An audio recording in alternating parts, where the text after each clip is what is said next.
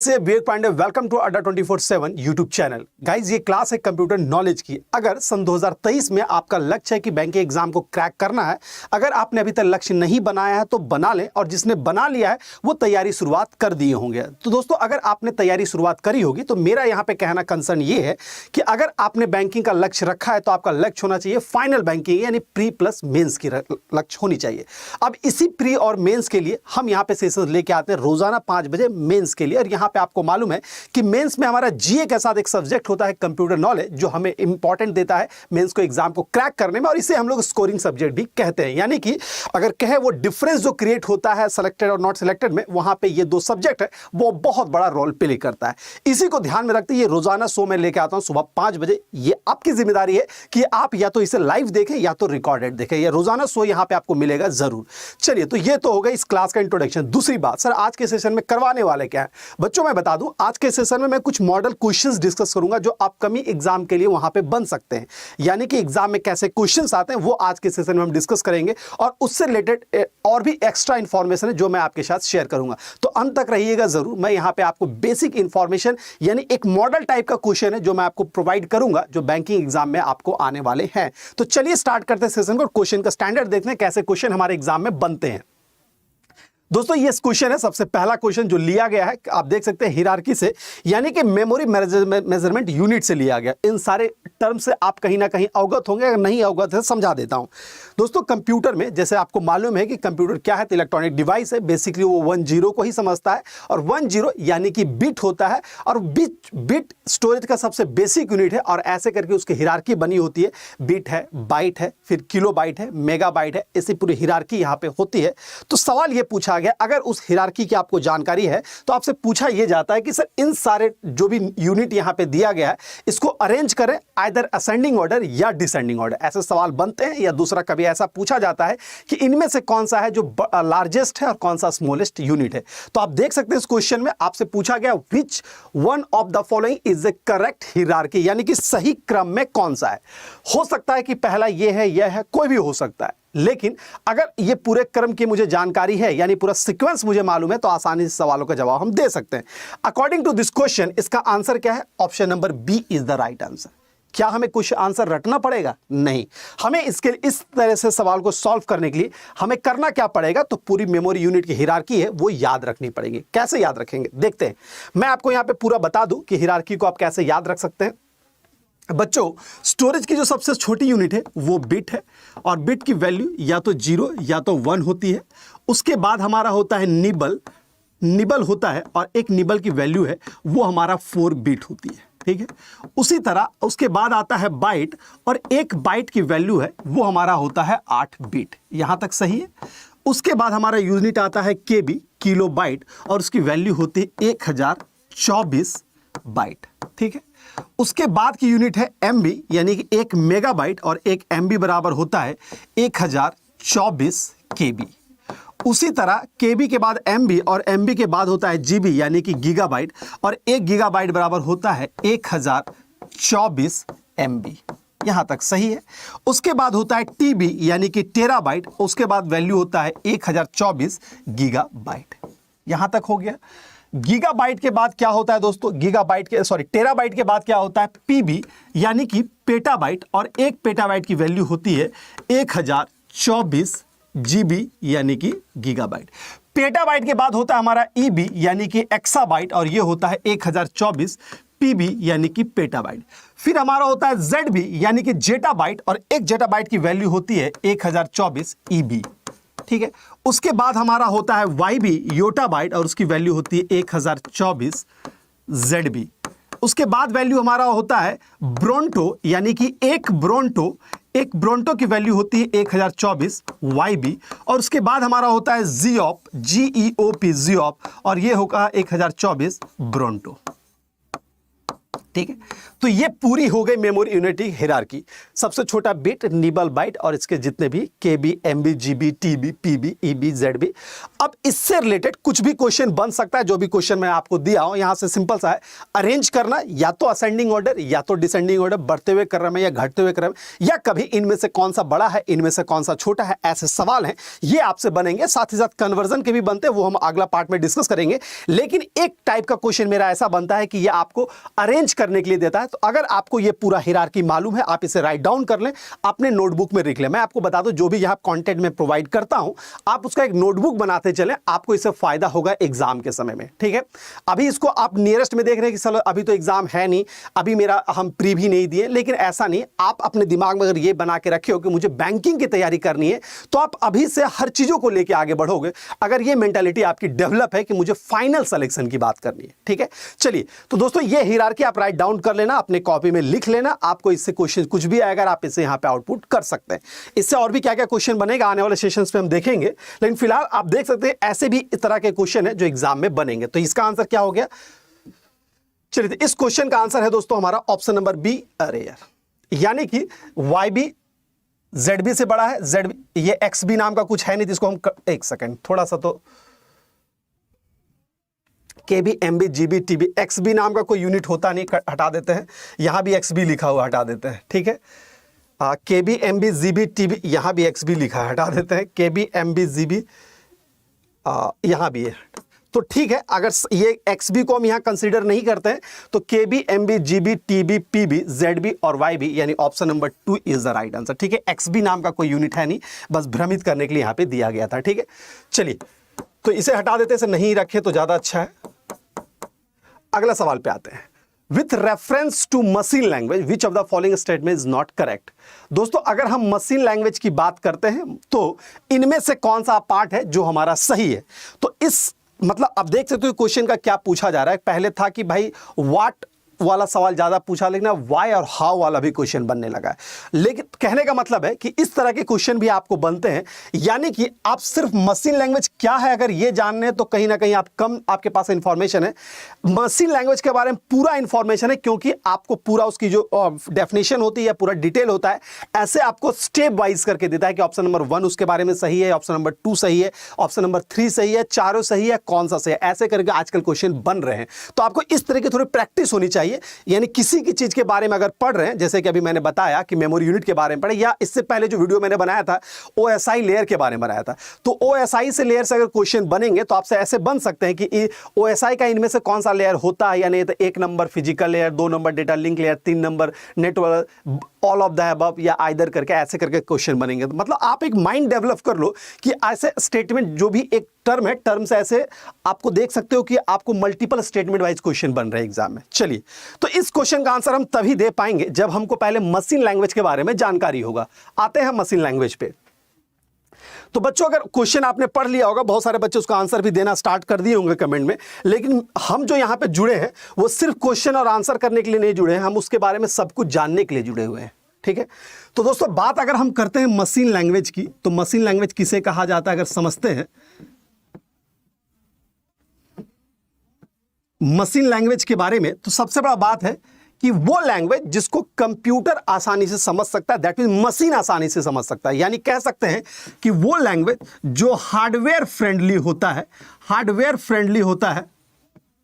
ठीक है, जो हार्डवेयर फ्रेंडली है, यानी जिसको हार्डवेयर आसानी समझता है, मशीन आसानी समझता है, सिस्टम आसानी समझता है, उसे हम लोग मशीन लैंग्वेज कहते हैं। पहला पार्ट ये हो गया। दूसरा पार्ट, वो लैंग्वेज जो 1-0 में लिखा जाता है, वो हमारा ये हो गया। तीसरा, इसे डायरेक्ट ट्रांसलेट करने की आवश्यकता नहीं होती है। ठीक है, इसे डायरेक्ट ट्रांसलेट करने की आवश्यकता नहीं होती है। Does not require translator, does not required translator. ठीक है, इसे ट्रांसलेटर की आवश्यकता नहीं पड़ती है। चौथा पॉइंट, ये किस कैटेगरी में होता है? It is a type of low level language. ये लो लेवल लैंग्वेज में आता है। ठीक है, समझते हैं थोड़ा सा। सर ये हाई लेवल लो लेवल्स क्या है? तो गाइस जितने भी प्रोग्रामिंग लैंग्वेज है मुख्यतः हम लोग उसको दो कैटेगरी में बांटते हैं।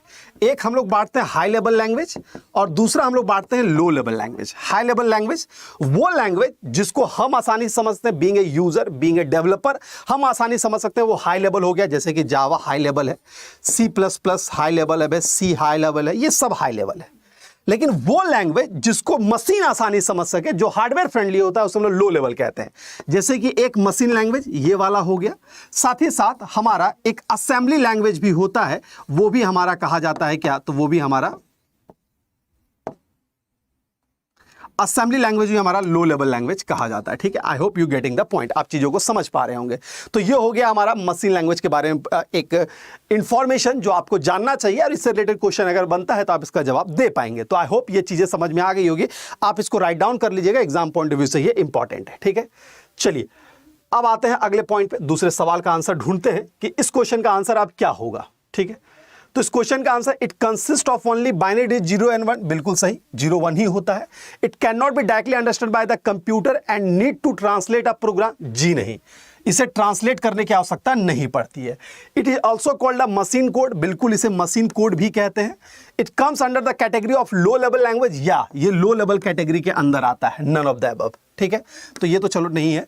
तो पूछा क्या था, इनमें से कौन सा करेक्ट नहीं है, नॉट करेक्ट। तो option number 2 is not correct. Option number 2 है वो स्टेटमेंट हमारा गलत है, यानी आंसर हमारा क्या हो गया? आंसर हमारा ऑप्शन नंबर 2 हो गया। आपको ऐसे ऐसे सवाल की प्रैक्टिस करनी, या इस टाइप के क्वेश्चन की प्रैक्टिस करने की आपको आदत होनी चाहिए, तब एग्जाम में जाके आप इसको मतलब इजीली इन्वायरमेंट वहां फील करोगे और ऐसे सवालों का जवाब दे पाओगे। चलिए, ये 2 तरह का सवाल हो गया। चलिए तीसरा सवाल आता है जो MS वर्ड से लिया गया है। MS वर्ड से लिया गया है, आप देख सकते हैं। मैं आपको बता दूं कि क्या क्या टाइप, सिंपल सा बात है, एक सवाल के मल्टीपल तरीके हैं पूछने के, तो क्या क्या तरीका बनता है वो यहां पे हम सेशन में आपको सिखाते हैं। तो काइंडली आपका यही है, अगर लक्ष्य है 2023 जैसे एग्जाम को क्रैक करना, तो काइंडली आप यहां पे सेशन को रेगुलर जरूर देखें। आपको बहुत नई नई चीजों के बारे में यहां पे जानकारी मिलेगी, और आपके जो एग्जिस्टिंग नॉलेज है उसमें भी सुधार होगा, और नए नए भी आप अपडेट अपने आप को कर पाओगे। चलिए बात करते हैं दोस्तों। Whenever text of a new document moves to the new page, it is known as a, simple सा बात है, किसी वर्ड में अगर हम लिखते हैं तो अगर पेज खत्म हो जाता है तो वो नए पेज में आ जाता है। तो नए पेज को हम लोग क्या कहेंगे? ठीक है, नए पेज को क्या कहेंगे? लिखते लिखते, आप समझिएगा, मैं लिखता जा रहा हूं, अचानक पेज खत्म हो गया तो कुछ नया पेज आता है, तो उसे क्या कहा जाता है? ये सवाल पूछा गया है। पेज लेआउट कहा जाएगा? जी नहीं। पेज ब्रेक कहा जाएगा? हाँ बिल्कुल सही। वो हमारा क्या होता है दोस्तों? वो पेज ब्रेक होता है। पेज डिजाइन नहीं होगा, न्यू पेज नहीं होगा, ब्लैंक पेज नहीं होगा। ठीक है, अब कुछ मैंने इसीलिए ऑप्शन ऐसा सेट किया है कि आपको कंफ्यूज करूं मैं वहां पे। ठीक है, क्योंकि आपका एग्जामिनर भी तो कंफ्यूज करता है, क्योंकि चीज़ें हमें मालूम होती है कि चलो भाई ये एक इनपुट डिवाइस है, मॉनिटर मेरा आउटपुट है, फिर भी अगर क्वेश्चन को अगर थोड़ा ट्विस्ट कर दिया जाए तो हम वहाँ पे फंस जाते हैं। तो वैसे ही सवालों को प्रैक्टिस करवाने के लिए हम यहाँ पे हैं आपके साथ। तो इसके लिए आप यहाँ पे हम मेरे सेशन पे आइए यहाँ पे और कनेक्ट जरूर कीजिए, लोगों को क्वेश्चन को समझिए और इसे सॉल्व करने की कोशिश करिए। आते हैं इस क्वेश्चन पे। Whenever text document moves to the new line is known as a page break. Answer क्या होगा? पेज ब्रेक हो। थोड़ा सबके बारे में बता देते हैं दोस्तों। पेज लेआउट क्या होता है? सवाल ये है पेज लेआउट क्या होता है। सिंपल सा बात है, अगर पेज में किसी तरह का अगर हम लोग चेंजेस कर रहे हैं या कह सकते हैं कि पेज को डिजाइन करें, वो पेज लेआउट आता है। जैसे कि मार्जिन ऐड करना, ठीक है, मार्जिन ऐड करना, पेज का साइज सही करना, कॉलम वगैरह ऐड करना, ये लेआउट के तहत आता है। और लेआउट ये बेसिकली MS वर्ड का एक मेन्यू होता है। ठीक है, तो ये तो नहीं होगा। दूसरा page break. Page break simple सा बात है, अगर आपको एग्जिस्टिंग डॉक्यूमेंट को नया पेज ऐड करना है तो कंट्रोल एंटर हम लोग प्रेस करते हैं, नया पेज आ जाता है, तो वही हमारा पेज ब्रेक कहा जाता है। ठीक है, अब सवाल आएगा सर पेज डिजाइन। तो पेज डिजाइन यहाँ पे कंसिडर नहीं होगा। डिजाइन कहने का मतलब यहां पे ये होता है कि आप उसका डिजाइनिंग कर रहे हैं, यानी इन्वायरमेंट उसका चेंज, यानी उसका लुक और व्यू जो है उस पे आप काम कर रहे हैं, वो डिजाइन के पार्ट में आता है। न्यू पेज नहीं होगा। न्यू पेज अगर हम लोग पहला पेज ले रहे हैं तो वो हमारा न्यू पेज हमारा होता है। ब्लैंक पेज भी उसी का पार्ट है, यानी सिंपल सा पहला पेज है वो हमारा ब्लैंक पेज ही कहा जाता है। तो ये दोनों में अंतर है। चूंकि इस क्वेश्चन में पूछा यह गया था कि हम लोग लिखते हुए अगर नए पेज में चले जाते हैं, स्टेटमेंट ये बोला गया था नए पेज में चले जाते हैं, तो उसे क्या कहेंगे? तो उसे हम लोग पेज ब्रेक कहेंगे। ठीक है, आई होप चीजें समझ में आ रही होगी और बाकी सारे ऑप्शन भी आपको क्लियर आउट हो रहे होंगे। ठीक है, मेरा मकसद आपका यहां पे एग्जाम को टैकल करवाना है। ठीक है, अब आते हैं अगले क्वेश्चन में। क्या पूछा गया है? In which of the following topology each device from a dedicated point to point link connect to each other device over the network. सवाल ये पूछा गया है कि इनमें से कौन सा ऐसा टोपोलॉजी है, टोपोलॉजी क्या है अभी हम जिक्र करेंगे, जिसमें है क्या, हर डिवाइस जो है वो डेडिकेटेड पॉइंट पे कनेक्टेड हो। डेडिकेटेड पॉइंट कहने का मतलब है अगर 5 डिवाइस है तो पांचों डिवाइस अपने आप में डायरेक्ट लिंक है, किसी के वाया लिंक नहीं। मैं डायग्राम बना के दिखा दूंगा, ठीक है। और जिसमें और कनेक्ट होता है ईच, हर डिवाइस अपने आप में कनेक्ट है ओवर द नेटवर्क में, ठीक है। मामला समझ में आ गया। अब आते हैं यहां पे, सबसे पहले इसके आंसर की बात करें। आंसर हमारा होगा मेश टोपोलॉजी। कैसे होगा बात करते हैं। तो बच्चों अगर आप देख सकते हैं ये तो हो गया था। तीसरा जो टॉपिक अभी हम लोग डिस्कस कर रहे थे वो कर रहे थे टोपोलॉजीज के बारे में, ठीक है। टोपोलॉजी की अगर मैं बात करता हूं तो टोपोलॉजी है क्या, तो अरेंजमेंट ऑफ नोड को हम लोग टोपोलॉजी कहते हैं। अरेंजमेंट ऑफ नोड को हम लोग टोपोलॉजी कहते हैं। यानी कि नोड यानी नेटवर्किंग का कोई भी डिवाइस, वो कंप्यूटर भी हो सकता है, वो राउटर भी हो सकता है, अगर सबको जोड़ के एक नेटवर्क हम बना रहे हैं उसे हम लोग टोपोलॉजी कहते हैं। सिंपल सा बात है। टोपोलॉजी बहुत तरह के कैटेगराइज बांटा गया, उसी में एक हमारा है मेश टोपोलॉजी, जिसके बारे में ये क्वेश्चन था, मेश टोपोलॉजी, ठीक है। तो मेश टोपोलॉजी क्या होता है? मेश टोपोलॉजी बेसिकली ऐसे होता है जैसे यहां पे अभी क्वेश्चन में पूछा था, अगर ये 4 कंप्यूटर है या 4 डिवाइस है तो हर डिवाइस अपने आप में कनेक्टेड होती है, यानी कि पॉइंट टू पॉइंट कनेक्शन है। अगर मान लीजिए इसका नाम ए है, इसका नाम बी है, इसका नाम सी है, इसका नाम डी है, तो आप देख सकते हैं ए से बी जाने के लिए भी एक लाइन बना हुआ है, ए से सी जाने के लिए भी लाइन बना हुआ है, ए से डी जाने के लिए भी लाइन। हर डिवाइस किसी ना किसी मतलब डायरेक्ट कनेक्टेड है, किसी इनडायरेक्ट लिंक की आवश्यकता नहीं है। ऐसा नहीं है कि अगर मुझे बी के पास जाना है तो डी से होके जाएंगे, या फिर मेरे को सी के पास जाना है तो बी से मूव करेंगे। तब ए और सी के बीच में डायरेक्ट कनेक्शन है, बी और डी के बीच में डायरेक्ट कनेक्शन है, तो इसे ही कहा जाता है पॉइंट टू पॉइंट कनेक्शन, ठीक है। और ये हमारा वो मेश टोपोलॉजी, ठीक है। अब इसकी खासियत क्या है? इसकी खासियत ये होती है कि ये हमारा है कि सबसे हाई रिलायबल। अगर आपसे पूछा जाए कि सबसे ज्यादा रिलायबल यानी कि सबसे ज्यादा भरोसेमंद कौन है, यानी कि जिसको क्रैश होने की पॉसिबिलिटी सबसे कम है, तो वो हमारा मेश टोपोलॉजी है। यानी कि अगर हो सकता है कि ये वायर मेरा कट भी जाए तो अगर बी में जाना है तो बाकी किसी और माध्यम से ये जा सकता है। यानी कि इसमें ये ऐसा सिस्टम है जिसमें नेटवर्क क्रैश होने की पॉसिबिलिटी सबसे कम होती है, ठीक है, या नहीं के बराबर होती है। पहला ये हो गया, ये तो चलो भाई एडवांटेज हो गया, ठीक है। डिसएडवांटेज क्या हो सकता है? डिसएडवांटेज इसका ये हो सकता है कि ये मेरा कॉम्प्लेक्स स्ट्रक्चर, आप देख सकते हो कितना सारा वायर लग गया यहां पे, एक कॉम्प्लेक्स स्ट्रक्चर है। अब चूंकि कॉम्प्लेक्स स्ट्रक्चर होगा तो इसमें क्या होगा, ट्रबल शूट बड़ा टफ है। ट्रबल शूट कहने का मतलब है कि इसमें एरर ढूंढना, यानी गलती, अगर कुछ प्रॉब्लम आ जाए उस प्रॉब्लम को डिबग करके डिटेक्ट करना बड़ा टफ है। अगर मान लीजिए बहुत सारा वायर आपको दे दिया जाए, अब जैसे कि कहीं होता है, देखो मल्टीपल वायर का कनेक्शन होता है, कौन सा वायर टूटा है, कौन सा वायर कनेक्शन टूटा है, या कौन सा वायर सही है या गलत है, इस माने एरर फाइंडिंग वाला पार्ट होता है, वो कहीं ना कहीं मुश्किल हो जाता है। जहां पे मोर केबलिंग की बात होती है, अगर मोर केबलिंग और मोर डिवाइस की बात होगी, वहां पे एरर फाइंड आउट करना मेरा मुश्किल हो जाता है। तो इसीलिए यहां पे हमारा क्या है, ये हमारा कॉम्प्लेक्स होता है, ट्रबल शूट टफ होता है, ठीक है। ट्रबल शूट यहां पे टफ होता है। तो ये इसका एडवांटेज और डिसएडवांटेज का बात में आप इसको समझ सकते हैं। मैं उम्मीद करता हूं कि मेश के बारे में आपको दिमाग में छप गया होगा, ठीक है। अब इसके अलावा और भी बहुत सारी टोपोलॉजीज हैं, ठीक है, कुछ के बारे में बता देता हूं इसी से रिलेटेड। जैसे कि ये मेश है, सबसे हाई रिलायबल है, उसी तरह एक टोपोलॉजी होता है जिसको हम लोग कहते हैं रिंग टोपोलॉजी, ठीक है। रिंग टोपोलॉजी जैसे कि आप देख सकते हो, ये हमारा रिंग में है, ठीक है, यानी जो रिंग शेप में सारा डिवाइस कनेक्टेड है। एक सेकेंड, इसको मैं थोड़ा सा और अच्छे से बना दूं, ठीक है। तो बच्चों रिंग कहने का मतलब है, अगर ये है, ये डिवाइस हमारा है, ये सारा डिवाइस था, और कुछ इस तरह से ये कनेक्टेड है, ये इससे कनेक्टेड है, ये इससे कनेक्टेड है, ये इससे कनेक्टेड है, ये इससे कनेक्टेड है, तो ये मेरा रिंग टोपोलॉजी हो गया, ये मेरा रिंग टोपोलॉजी। अब चूंकि ये रिंग टोपोलॉजी है तो इसमें है क्या, अब समझिएगा, कोई भी टोपोलॉजी बनेगा या नेटवर्क बनेगा, उसमें क्या होगा, कोई एक कंप्यूटर होगा, सर्वर होगा, और बाकी सारा क्लाइंट होगा। लेकिन इसमें क्या होगा, हर कंप्यूटर अपने आप में क्लाइंट और सर्वर होता है, हर कंप्यूटर अपने आप में क्लाइंट और सर्वर होता है, ठीक है। और इसका सबसे बड़ा मतलब ये डिसएडवांटेज है कि ये लेस रिलायबल है, ये लेस रिलायबल है, ठीक है। सबसे कम भरोसेमंद है वो कौन है, तो वो हमारा ये टोपोलॉजी है। तो ये हो गया लेस रिलायबल, समझ में आ गया। तो बस टोपोलॉजी है सबसे लेस रिलायबल है, और मेश टोपोलॉजी, बस कह रहा हूं, रिंग टोपोलॉजी है वो सबसे लेस रिलायबल है, और हमारा मेश टोपोलॉजी है वो हमारा सबसे हाई रिलायबल है। तो ये दो टोपोलॉजीज के बारे में मैंने बताया, और बाकी मैं फिर एक स्पेसिफिक सेशन वीडियो बना दूंगा क्योंकि लंबा टाइम ये ले लेगा। तो टोपोलॉजीज के बारे में जानकारी होनी चाहिए। हर टोपोलॉजी के बारे में आपसे क्वेश्चन बनता है, जैसे मैंने इससे पहले OSI के बारे में वीडियोस बनाया था। आने वाले समय में मैं आपको टोपोलॉजीज पे भी वीडियो बना के दूंगा, इसी चैनल पे आपको वो चीजें मिल जाएगी, ठीक है।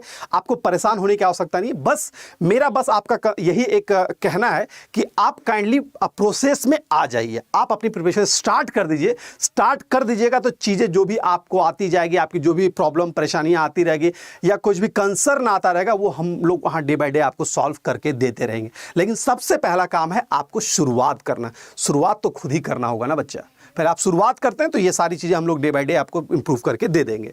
तो दोस्तों ये समझ में आ गया कि रिंग टोपोलॉजी क्या है, सबसे लेस रिलायबल है। बेसिकली ऐसा स्ट्रक्चर देखने को कहां मिलता है, हम लोग अगर ब्लूटूथ से शेयरिंग करते हैं, अगर हम और आप ब्लूटूथ से शेयर कर रहे हैं, या शेयर इट आता था एक ऑप्शन अभी भी है, या डायरेक्ट शेयर भी जो ऑप्शन मोबाइल में रहता है, उसमें क्या है, हम भी भेज सकते हैं और आप भी भेज सकते हैं, यानी हम भी सर्वर है, आप भी सर्वर है, हम भी क्लाइंट है और आप भी क्लाइंट है। तो वो टाइप का जो स्ट्रक्चर है वो हमारा क्या हो गया, वो हमारा हो गया ये रिंग टोपोलॉजी। तो मैं उम्मीद करता हूं कि ये रिंग टोपोलॉजी के बारे में आप समझ में आ गया होगा, ठीक है। थोड़ा सा और बता ही देते हैं, ठीक है। अगर ये तो रिंग था और मेश था, एक टोपोलॉजी होता है बस टोपोलॉजी, ठीक है। एक टोपोलॉजी है बस टोपोलॉजी। तो बस टोपोलॉजी के बारे में क्या कहा जाता है समझिएगा। बस टोपोलॉजी सिंपल सा बात है, अगर सारा डिवाइस सेंट्रल केबल से कनेक्टेड है, तो ये हमारा बस टोपोलॉजी हो गया। एक सेकंड यहां पे देख लेता हूं क्या क्या ऑप्शन में था, बस था, मेश था, रिंग, हाँ बता दिया। चलिए, तो बस टोपोलॉजी क्या है, तो जिसमें एक सेंट्रल केबल से कनेक्टेड है, यानी बैकबोन वायर से कनेक्टेड है, उसे हम लोग बस टोपोलॉजी कहते हैं। इसी में एक सर्वर होगा और बाकी सारा क्लाइंट होगा, ठीक है। ये हो गया। तो आप इसको कहां फील कर सकते हैं, अपने घर, ऑफिस वगैरह में। आप देख सकते हैं कि टेक्निकली होता है क्या, आप अपने घर में इलेक्ट्रिक को कंसीडर कर सकते हैं या किसी ऑफिस में लैन कनेक्टिविटी। आपने देखा होगा कि ऑफिस वगैरह में होता है क्या, एक ही इंटरनेट का वायर आता है, लेकिन हर के टेबल पे एक पॉइंट दिया रहता है जहां पे लोग अपने लैपटॉप को कनेक्ट करके इंटरनेट एक्सेस करते हैं। तो टेक्निकली होता है क्या, एक सेंट्रल वायर है जो पूरे ऑफिस में राउंड अप कर दी जाती है, और हर जगह एक एक पॉइंट दे दिया जाता है जहां से हम वहां पे कनेक्ट हो जाते हैं। तो कहने का मतलब क्या है कि ये किस मैकेनिज्म पे काम कर रहा है, तो सेंट्रल वायर यानी एक बैकबोन वायर लगाया जाता है पूरे सिस्टम में, और जिससे सारा डिवाइस कनेक्टेड होता है। इसका अगर कहा जाए डिसएडवांटेज यही है, अगर ये वायर मेरा खराब हो जाए तो पूरा नेटवर्क खराब, यानी कि अगर मेरा मेन वायरिंग वाला वायर ही खराब हो जाए तो मेरे घर की पूरी बत्ती गुल हो जाएगी, मेरे घर का पूरा इंटरनेट चला जाएगा। ये वाला पार्ट आप समझ सकते हैं। तो बस टोपोलॉजी बेसिकली इस तरह काम करता है, और ये छोटे छोटे नेटवर्क, यानी किसी बिल्डिंग को कॉन्फ़िगर करना है तो हम कह सकते हैं लैन में इसका इस्तेमाल होता है, ठीक है। जो पॉइंट्स होता है उसको टर्मिनल्स कहा जाता है, ये भी आप समझ लीजिएगा। बाकी डिवाइसेस को यहां पे नोड कहते हैं, ये पहले भी हम लोग जिक्र कर चुके हैं। तो ये हो गया बस टोपोलॉजी के बारे में, ठीक है। एक टोपोलॉजी वहां पे और था जिसके बारे में हम लोग जिक्र कर लेते हैं, हाइब्रिड टोपोलॉजी था, ठीक है।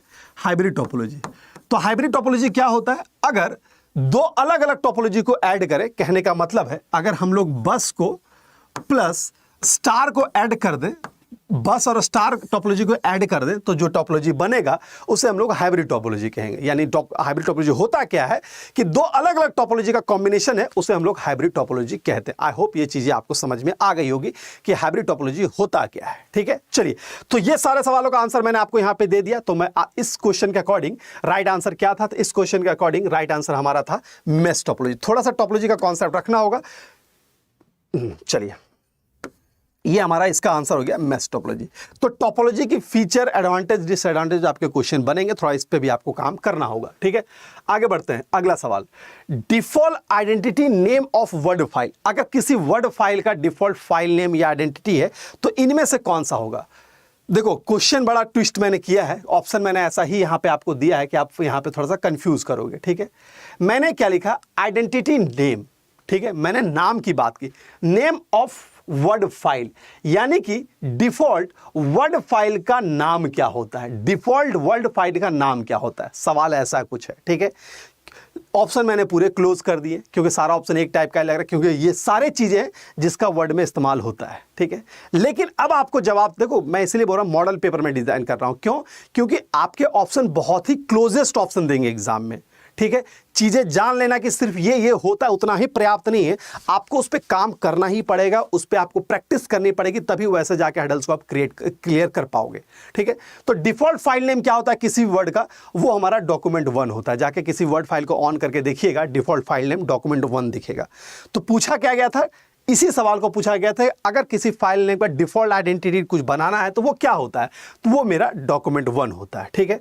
थोड़ा सा इसके बारे में और बताते हैं, जैसे कि document1 जो होता है ये किसी वर्ड का डिफॉल्ट फाइल नेम होता है, ठीक है। ये वर्ड का होता है डिफॉल्ट फाइल नेम।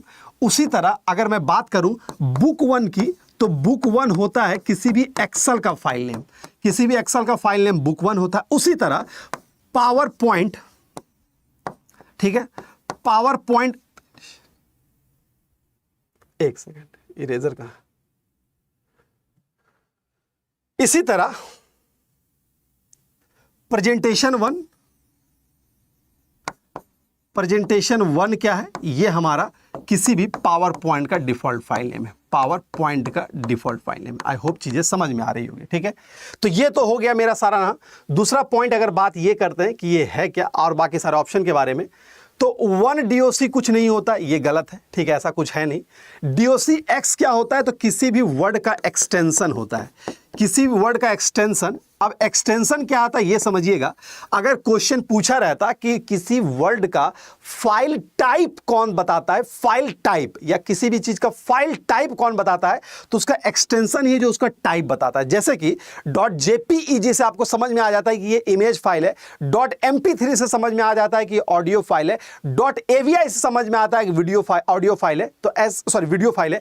इसी तरह आपको यह समझ में आ जाता है कि अगर DOCX लिखा हुआ है तो वो मेरा वर्ड फाइल है, .pdf लिखा हुआ है तो वो मेरा पोर्टेबल डॉक्यूमेंट फॉर्मेट फाइल है, तो .txt लिखा हुआ है तो वो नोटपैड फाइल है।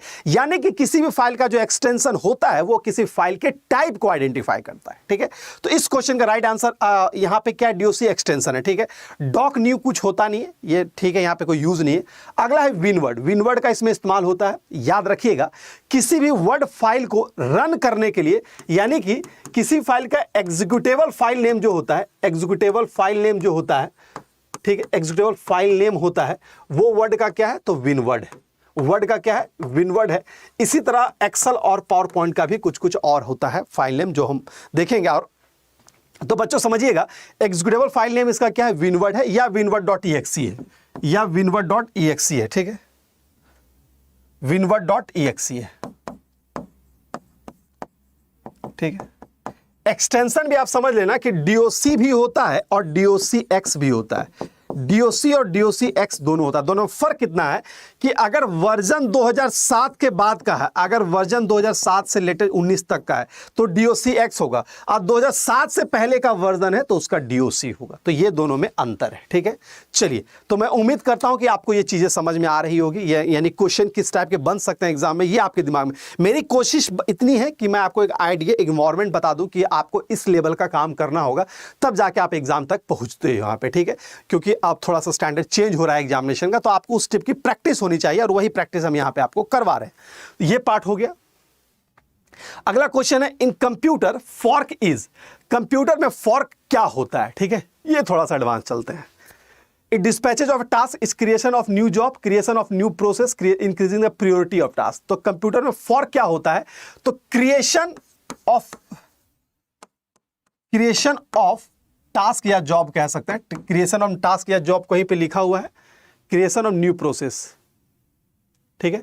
हाँ, तो याद रखिए, नहीं टास्क नहीं, किसी भी नए प्रोसेस को क्रिएट करने के लिए हम लोग फॉर्क कमांड का इस्तेमाल करते हैं, creation of new process. New process कहने का मतलब यह है कि यहां पे याद रखिएगा, क्रिएशन ऑफ न्यू प्रोसेस कहने का मतलब यह हुआ कि ये बेसिकली यूनिक्स में इस्तेमाल किया जाता है। यूनिक्स में नया प्रोसेस को क्रिएट करने के लिए फॉर्क कमांड का हम लोग इस्तेमाल करते हैं, ठीक है। जैसे कि हमारा PID है, वहां पे किसी प्रोसेस को ID देने के लिए, ठीक है। प्रायोरिटी PR है, किसी प्रोसेस को प्रायोरिटी देने के लिए। उसी तरह फॉर्क का इस्तेमाल करते हैं किसी भी नए प्रोसेस को क्रिएट करने के लिए, या प्रोसेस के कॉपी को भी क्रिएट करने के लिए हम लोग यहां पे इस्तेमाल करते हैं। इसके बारे में उम्मीद करता हूं चीजें समझ में आ रही है। अगले बात करते हैं, error that can be handle by the operating system. अगर कोई ऑपरेटिंग सिस्टम है किसी तरह का एरर हैंडल करता है तो वो किस किस तरह का एरर हो सकता है, ठीक है। वो मेरा पावर फेल्यूर होगा, प्रिंटेड आउट ऑफ पेपर होगा, कनेक्शन फेल्यूर इन नेटवर्क, या ऑल ऑफ द अबव। बिल्कुल दोस्तों, यहाँ पे right, all of the above right answer होगा। यानी कि error that can be handle by the operating system, यानी ऑपरेटिंग सिस्टम के द्वारा कौन सा एरर हैंडल किया जा सकता है, तो ये सारा एरर हैंडल किया जाता है। पावर फेल्यूर आता है, यानी कभी देखना बैटरी अगर आप चार्जर लगाते हो वो अगर लूज होता है पावर फेल्यूर का मैसेज आता है। प्रिंट आउट ऑफ पेपर, अगर हमारा पेपर खत्म हो जाता है प्रिंट करने के दौरान, उस समय प्रिंट पेज नहीं है, इसका भी मैसेज देता है, वो ऑपरेटिंग सिस्टम ही देता है। अगर इंटरनेट कनेक्शन नहीं है, अगर नेटवर्क लूज है या वीक है, इन सारे का मैसेज भी देता है। तो वो हमारा कौन देता है, तो वो हमारा यही देता है, ऑपरेटिंग सिस्टम। ऑपरेटिंग सिस्टम क्या है, तो आपके कंप्यूटर का मैनेजर होता है। हर तरह का management, memory management, task management, schedule management, ये सारा मैनेजमेंट का काम है, वो मेरा ऑपरेटिंग सिस्टम होता है। मुख्यतः ये एक तरह से काम करता है हार्डवेयर और यूजर के बीच में इंटरफेस का काम करता है।